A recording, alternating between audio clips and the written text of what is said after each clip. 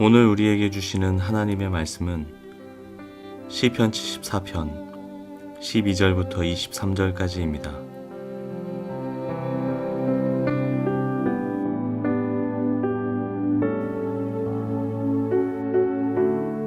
하나님은 옛적부터 나의 왕이시며 이 땅에서 구원을 이루시는 분이십니다. 주님께서는 주님의 능력으로 바다를 가르시고 물에 있는 탄인들의 머리를 깨뜨려 부수셨으며 리워야단의 머리를 짓부수셔서 사막에 사는 짐승들에게 머리로 주셨으며 샘을 터뜨리셔서 개울을 만드시는가 하면 유유히 흐르는 강을 메마르게 하셨습니다. 낮도 주님의 것이요 밤도 주님의 것입니다. 주님께서 달과 해를 제자리에 두셨습니다. 주님께서 땅의 모든 경계를 정하시고 여름과 겨울도 만드셨습니다. 주님, 원수가 주님을 비난하고 어리석은 백성이 주님의 이름을 모욕하였습니다. 이 일을 기억하여 주십시오. 주님께서 맷비둘기 같은 주님의 백성의 목숨을 들짐승들에게 내주지 마시고 가련한 백성의 생명을 영원히 잊어버리지 마십시오. 땅의 그늘진 곳마다 구석구석 폭력배의 소굴입니다. 주님께서 세워주신 언약을 기억하여 주십시오. 억눌린 자가 수치를 당하고 물러가지 않게 해주십시오. 가련하고 가난한 사람이 주님의 이름을 찬송하게 해주십시오. 하나님, 일어나십시오.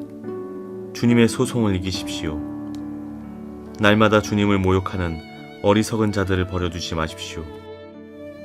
주님께 항거해서 일어서는 자들의 소란한 소리가 끊임없이 높아만 가니 주님의 대적자들의 저 소리를 부디 잊지 마십시오.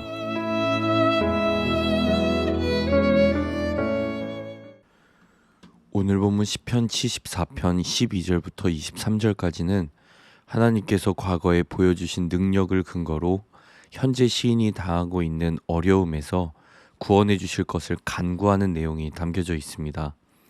본문 12절입니다. 하나님은 옛적부터 나의 왕이시며 이 땅에서 구원을 이루시는 분이십니다. 시인은 자신이 믿는 주님을 향해 나의 왕이십니다. 이 땅의 구원을 이루시는 분입니다. 라고 고백합니다. 우리는 이 고백을 통해 주님과 시인이 어떠한 관계에 있는지를 발견하게 됩니다. 시인에게 있어서 주님이 왕이시고 구원을 이루시는 분이라는 것은 오랜 역사 동안 자신을 택하시고 소유하시는 그 주님을 향한 고백인 겁니다. 예수 우리 왕이여, 왕이신 나의 하나님. 우리 또한 주님을 왕이라고 고백합니다. 주님을 향해 왕이신 나의 주님이라고 고백하는 것은 어찌 보면 우리에게 큰 위로가 되는 겁니다. 우리가 주님을 왕으로 모실 때 주님께서는 당신의 백성인 우리를 위해 선하고 위대한 일을 행하실 것이기 때문입니다. 그리고 우리는 주님께서 이 땅 가운데 구원을 이루시는 분이라는 그 사실을 믿습니다. 성경만 보아도 주님께서는 수많은 구원의 역사를 이루어 가셨습니다. 주님께서 우리에게 베푸신 놀라운 구원은 무엇입니까? 십자가의 은혜입니다. 예수 그리스도를 통한 구원입니다. 이러한 구원은 역사 속에서 분명히 드러난 영원한 증거입니다. 그렇기 때문에 우리는 어떠한 어려움 속에서도 희망을 잃지 않을 수 있습니다. 우리가 믿는 주님이 우리의 왕이시고 구원자이시기 때문입니다. 절망 중에도 주님을 소망하고 고통과 상실 가운데에서도 왕 되시고 구원자 되시는 주님께 기도할 수 있는 우리가 되기를 바랍니다. 다음 13절 이하의 말씀을 보시면 주님의 놀라운 능력이 기록되어 있습니다.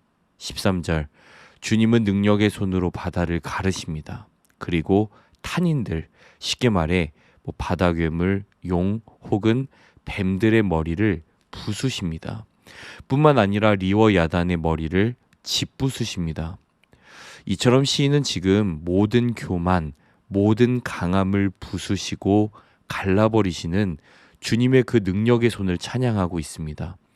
또한 15절에 주님께서는 마른 땅에 샘물을 나게도 하시고 반대로 유유히 흐르는 샘물도 마르게 하십니다. 무에서 유를 창조하시고 있는 것을 없게 만드실 수 있는 분이 바로 우리 주님이시라는 겁니다. 낮도 밤도 해와 달도 다 창조자이신 주님의 것입니다. 땅도 하늘도 계절도 이 피조세계의 모든 것은 다 주님 안에 있다라는 것, 주님의 그 크신 손 안에 있다라는 사실입니다. 그럼에도 불구하고 이러한 주님의 존재와 능력을 무시하고 잊어버리는 사람들이 있었습니다. 시인은 19절에 이렇게 기도합니다. 주님, 원수가 주님을 비난하고 어리석은 백성이 주님의 이름을 모욕하였습니다. 이 일을 기억하여 주십시오. 원수 같은 사람, 어리석은 백성은 주님을 비난하는 사람들입니다. 이러한 사람들은 당장 눈앞에 보여지는 현상만 놓고 비아냥거립니다. 교만한 겁니다. 이러한 사람들로 인해 지금 시인이 처한 상황은 어떻습니까? 19절, 들짐승과 같은 원수들로 인해 주님의 백성들이 고통받으며 위협을 받고 있습니다. 20절, 세상이 점점 폭력배의 소굴로 변하고 있습니다. 21절, 억눌림을 당하고 수치를 당할 위험에 처해 있습니다.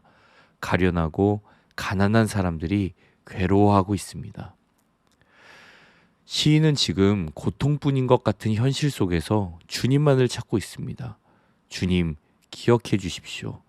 이 일을 기억하여 주십시오. 주님께서 세워주신 약속을 기억하여 주십시오. 주님의 이름을 끝까지 찬송하게 해주십시오. 대적자들의 저 소리, 저 교만한 소리들을 부디 잊지 말아 주십시오. 우리에게도 이러한 시인과 같은 고백이 있기를 바랍니다. 주님, 저를 기억해 주십시오. 주님의 이름을 모욕하고 비난하는 저 원수들의 거침없는 언행들을 기억하여 주십시오. 주님, 우리에게 허락하신 약속들을 부디 잊지 말아 주십시오. 어떤 상황에도 주님의 이름을 찬송할 수 있도록 저의 입술과 마음을 지켜주십시오. 교만과 폭력, 사리사욕, 이기심으로 인해 고통받고 있는 이 땅의 신음소리를 기억해 주십시오. 가만히 보면 시인은 주님께 간절히 기도할지언정 불평하지 않습니다. 탄식할지언정 투덜거리지 않습니다. 그저 시인은 분명히 주님은 살아 계시는데 왜 수많은 악행이 일어나는지 이해할 수가 없어서 부르짖을 뿐입니다. 성도는 주님의 때를 기다리는 사람들입니다. 때로는 이 기다림이 막막하게 느껴지고 답답함을 참을 수 없을 정도로 고통스러울 수 있습니다. 그러나 이 말씀을 꼭 붙잡으시기 바랍니다. 로마서 5장 3절부터 5절까지입니다. 그뿐만 아니라 우리는 환난을 자랑합니다. 우리가 알기로 환난은 인내력을 낳고 인내력은 단련된 인격을 낳고 단련된 인격의 희망을 낳는 줄을 알고 있기 때문입니다. 이 희망은 우리를 실망시키지 않습니다. 하나님께서 우리에게 주신 성령을 통하여 그의 사랑을 우리 마음속에 부어주셨기 때문입니다. 왕이신 주님, 구원자이신 주님의 존재 외에 우리 주변의 모든 것들은 그저 불확실할 뿐입니다. 어쩌면 성도인 우리는 시인과 같이 불확실성과 함께 사는 법을 배워야 합니다. 이것을 깨달아야 우리는 환난 중에도 인내하며 주님을 기다릴 수 있습니다. 그래야 단련된 인격을 낳게 됩니다. 또 그래야 주님이 우리 안에 주시는 희망을 비로소 볼 수 있게 될 것입니다. 저는 오늘 본문 속 시인이 참 부럽습니다. 문제를 해결할 수 있는 어떤 비법을 손쉽게 찾으려는 노력을 포기하고 끝까지 인내함으로 소망함으로 그렇게 기도하며 주님만을 찾으니까요. 주님은 우리의 문제 해결사가 아니십니다. 왕이십니다. 주님은 우리의 보험 설계사나 수호천사가 아니십니다. 이 땅에 구원을 이루어 가시는 분이십니다. 이러한 주님 앞에 우리의 믿음이 새로워질 수 있기를 바랍니다. 우리의 기도가 새롭게 변화되기를 바랍니다.